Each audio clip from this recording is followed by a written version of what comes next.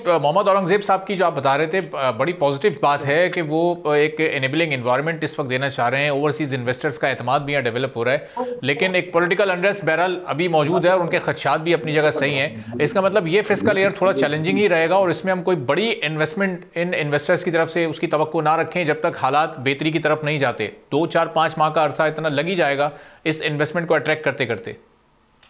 ये खुशाइन बात है कि पीटीआई ने 5 रुकनी कमेटी बनाई है और बिलावल साहब हमारे हमेशा कहते थे कि मुज़ाकरात इज़ दी ओनली सोल्यूशन। दरवाजे खोल के हम मुज़ाकरात करें और हम इस चीज़ को बड़ा अप्रिशिएट करते हैं। अब ये देखना है कि इसको कितनी संजीदगी से लिया जाता है, क्योंकि बाकी पत्ते तो जो खेले गए थे पीटीआई की तरफ से उससे तो कोई रिजल्ट निकला नहीं है। धरना, हॉस्टाइज, दूसरी तमाम सिविल नाफरमानी वगैरह की जो, तो यही एक पता है जिसमें मुझे पूरी उम्मीद है कि अल्लाह ताला इंशाल्लाह कामयाबी देगा अगर नीयतें साफ हैं। उन्हें अपना ऐवान की ताकत को इस्तेमाल करें, ऐवान को इस्तेमाल करें। उनके जो मेंबर्स हैं वो अपने एक फ़ाल किरदार अदा कर सकते हैं। तो मिर्ज़ा साहब, इस वक्त हमारे जो इकोनॉमिक इंडिकेटर्स हैं मैक्रो लेवल पर वो सभी बहुत पॉजिटिव हैं और ज़ाहिर है इसीलिए ओवरसीज़ इन्वेस्टर्स का एतमाद भी इस वक्त पाकिस्तान की इकोनॉमी पर और पाकिस्तान के हालात पर बढ़ रहा है।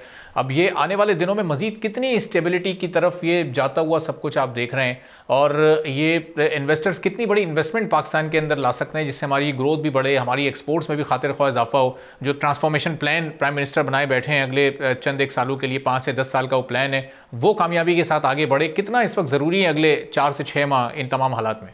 देखिए 2 चीज़ें हैं जो सरमायाकारी में रुकावट बनी हुई है।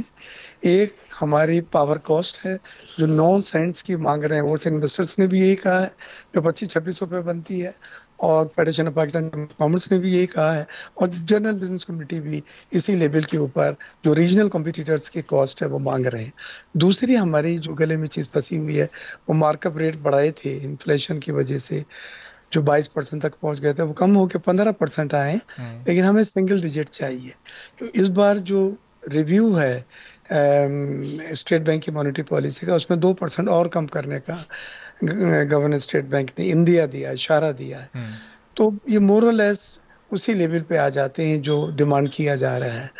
तो मैं समझता हूँ अगर पॉलिटिकल स्टेबिलिटी मिली तो आप बेहतरीन तरीके से सरमायाकारी भी होगी और नए प्रोजेक्ट्स भी लगेंगे, एक्सपेंशंस भी होगा, बीएमआर में भी होगा, बैलेंसिंग मॉडर्नाइजेशन रिप्लेसमेंट में। जी जी।